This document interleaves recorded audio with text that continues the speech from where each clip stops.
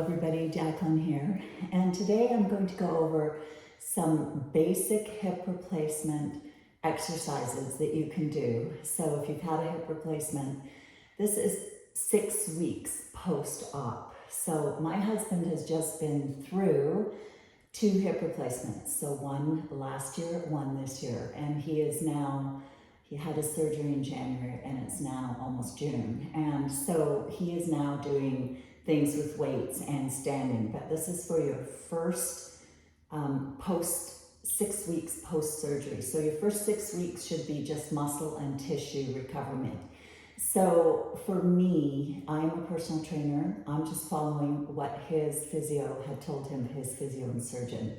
If your surgeon tells you what you should do, that is what you should do for the first little while. So once you've done your basic rehab, these exercises are for 6 weeks post-op, and onward. So you can start adding weight, etc. after that. So I hope you enjoy this video. I hope it's helpful to you. And if you do enjoy my videos and my content, please like and subscribe. It would mean the world to me. Thank you so much. All right, so let's get started. So probably the most important exercise for the first, once you've finished your 6 weeks of recovery, is that you're going to lie on your side, like so, and lying down is better than standing. You're going to line your hips up. You can have a micro bend in the bottom leg, but the top leg has to be straight. And you're going to keep it straight, and you're going to go hips forward straight, everything is straight forward, and you're going to raise those legs. Keeping the core tight, keep your feet flexed, and just keep doing that. So we're going to go for 20 reps to start.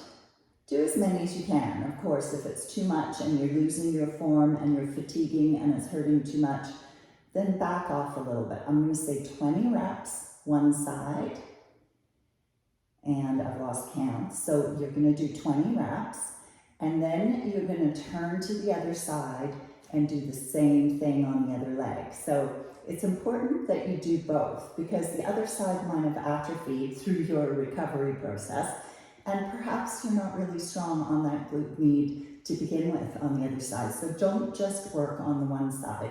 Work on the other side as well. You may not be able to do as many on that side because lying on the hip that has just been worked on is painful, but try to do what you can. So just remember keeping the leg straight, coming up and down, and going up and down. And don't go too fast. Okay, so that is number 1. So lying down for those. The rest I'm going to do standing up. This is, like I said, 6 weeks post-op. We'll see you in a sec. All right, so now I'm going to go to my standing exercises. You're going to do everything for both sides, and I'm going to recommend 2 to 3 sets of 15 per side. So I'm going to go through one side with you. So the next thing you're going to do is stand. You can have a chair next to you. I've got my Solo Strength wall pull-out. It's an amazing little rack, and it's got an adjustable bar. So it's a great little tool if you want to invest in that. Otherwise, you've got a chair that you're holding on to. You're going to stand on your good leg, so the leg that hasn't had a hip replacement, and you're going to have a micro bend in your knees. So do not stand with your leg hyperextended. So tighten your core, your shoulders are back, and the first 15 are just going to be leg raises. So you're touching down and back up. So the other hip is having to stabilize the whole time. So I'm not grasping very hard. I'm just going to put a little bit of weight on there. So, because I can. If you need more support, please take it. And start slow. These are just to strengthen the hip flexors. 14 and 15. So now you're going to turn around and you're going to stand on your leg that's just had the hip replacement. So again, it's really important not to hyperextend the knee.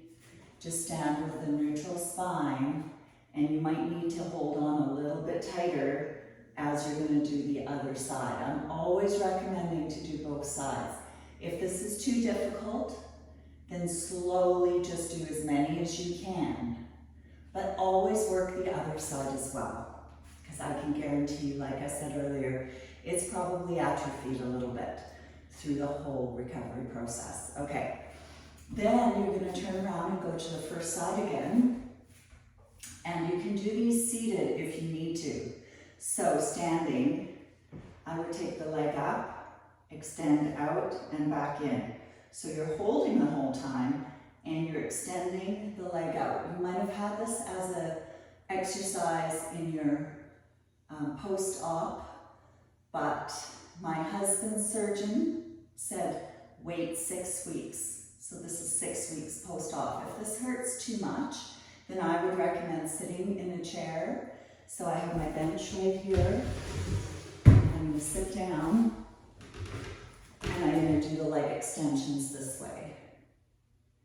And you're going to do as many as you can, working up to 15 per side, 2 to 3 sets. So you can go through the whole routine and do it a couple of times. Then what we're going to do is single leg deadlift. So you're going to hip hinge. So it's very important that you do proper form here. So a hip hinge is, the best way I can explain it, is that you are going to keep your back as straight as possible and you're going to hinge forward. So I've got both hands, both feet on the floor. So just for learning how to hip hinge, if you've never done a hip hinge before, you could put a broomstick. It's got to touch the tailbone, the mid-back, and your head. And you do not let it lift off anything, and you're just going to hip hinge, and just practice the hip hinge on both legs. Once you have this routine down, you're going to do a single leg. So one leg at a time, standing leg, you're on the leg that has had the hip replacement surgery, and you're going to do what you can, working up each day, working up to 15 to 20 reps. And then you're going to turn around and do the same on the other side. So my husband now, at 4 months, 5 months, well, he started at about 4 months post-op, he was using 5-pound weights on each leg, doing these. So, and it's worked really well for him. So there you go. So then you're going to do those. Those are single leg, start out with double leg hip deadlifts. So it's deadlift form. It's a hip hinge movement. It's something that not a lot of people know how to do to begin with. So it's very important that you get that technique right. All right, so then we have hip rotation. So you're not to go cross, you're to come up, out, and slowly bring it down. Up, out, slowly bring it down. With no weight. Just very small rotations. Don't hyperextend, don't overdo it, just very, very, very small. So do those. I would start off little, small ones at a time. So I would go 10 per side. And yes, standing on that leg on its own while the other good leg or good hip or never had surgery hip, it's okay because you're working the stabilizer, standing on that one leg. Okay, so now the next thing, we don't want to forget about the hamstrings. What you're going to do is use stand on one leg, and doesn't matter which one. Like I said, if you're working standing on the new hip, it might be a lot the first day to do all of these exercises, but these are hamstring curls. So what you're going to do is just work on this muscle in the back of the leg. You would have worked on that lying on the bed post-op, where you're pushing your leg out straight and back again. with a roll underneath the knee. So this is to ensure that the hamstring stays strong. So I would say 12 to 15. So you could add a weight, small ankle weight, once you've gotten stronger and you're able to do these. So hamstring curls. Fantastic.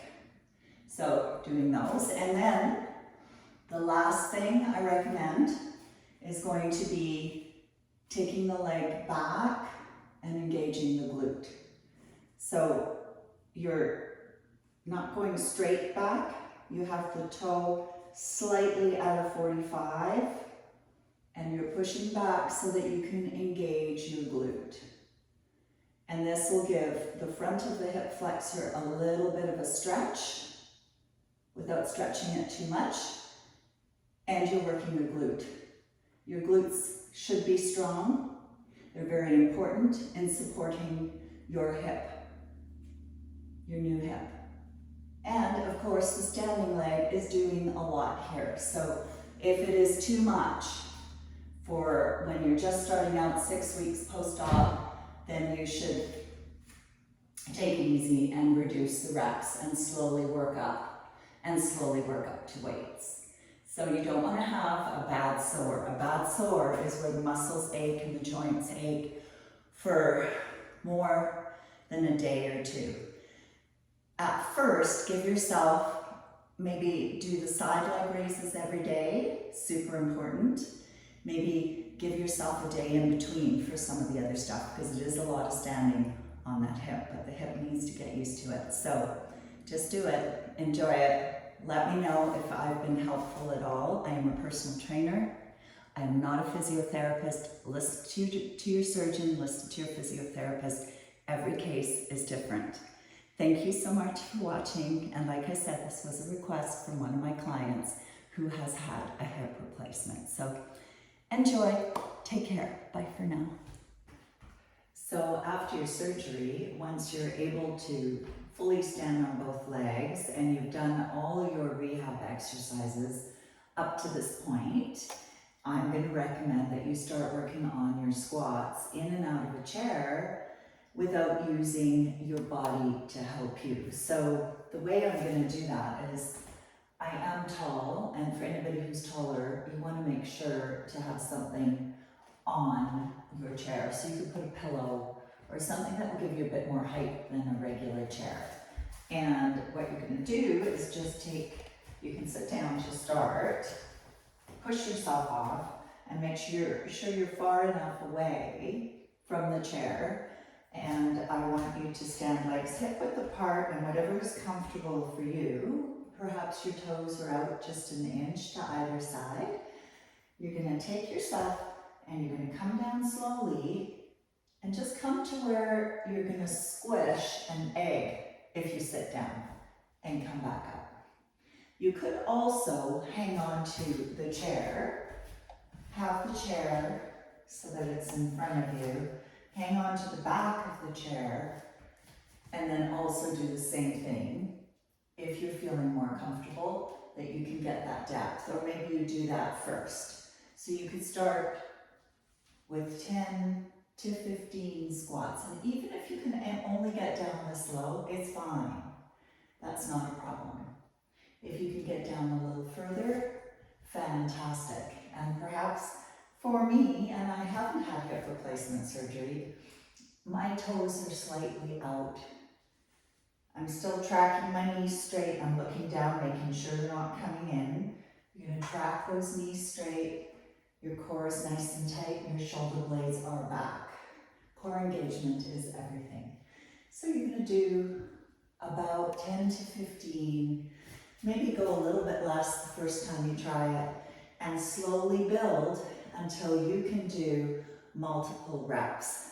You can break it up throughout the day. So you could do, say, 10 in the morning, 10 at lunchtime, 10 at night, and then work up to as many as you possibly can, because squatting is one of the most important things that we do in our lives, and we want to be able to continue to do them And it doesn't matter if you have a hip replacement or not. There shouldn't be any reason why you cannot squat.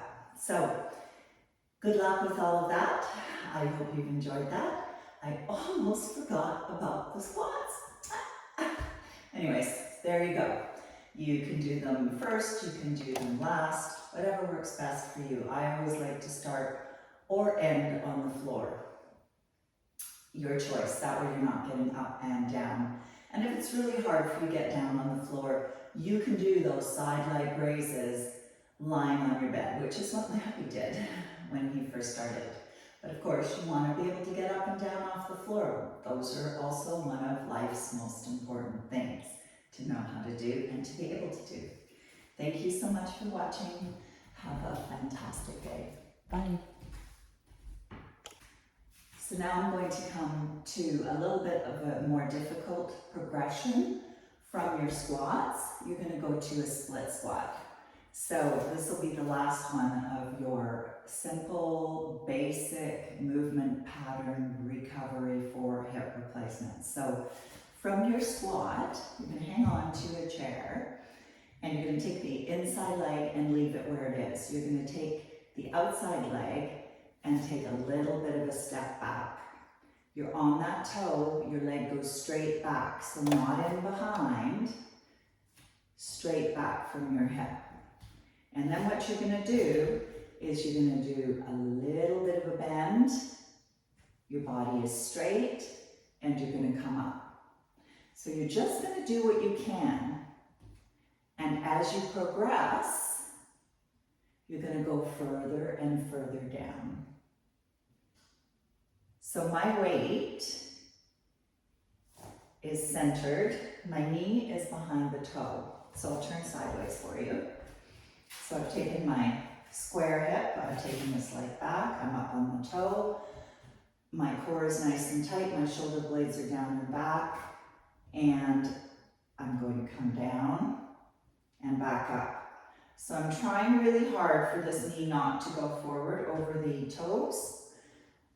There's controversy around that. Some people think it's fine. If you don't have knee issues, it's fine. But what I'm trying to do here is get you to have your hip working at 90. So obviously if we go further, you're not going to get that hip to 90. You're putting more pressure on the knee. So coming down and back up. So this is your split squat. So start little, just little bits. Come back up. I do have weight on my toe, my big toe, my little toe is down, my heel is down, and I'm up on this toe. I have my hip and my knee are lined up. If you put your leg further back, you're going to get more of a stretch through this hip. This is not a bad thing, but I'm just trying to get those hips lined up to 90 and 90. And then you're going to turn around and do the other side. So I don't want to have my back to you. So then I would recommend just doing, you can do this in front of a mirror so that you can see how you're lined up. Just doing little ones to start, and then as you progress, you're going to get down lower and lower. And that is it. Those are your 8 exercises for hip replacement recovery. How often should you do them? I would give yourself a day in between at first, and well, maybe even 2 days in between. If you're really, really sore, if your muscles are feeling it, your hips are feeling, that's perfectly normal. You've grown new tissue, you're trying to strengthen the joints again, and do both sides. Don't just do one side. Highly recommend that. Anyways, good luck with it all. I hope you've enjoyed this, and I hope it's helped you. Take care and have a wonderful day. Bye for now.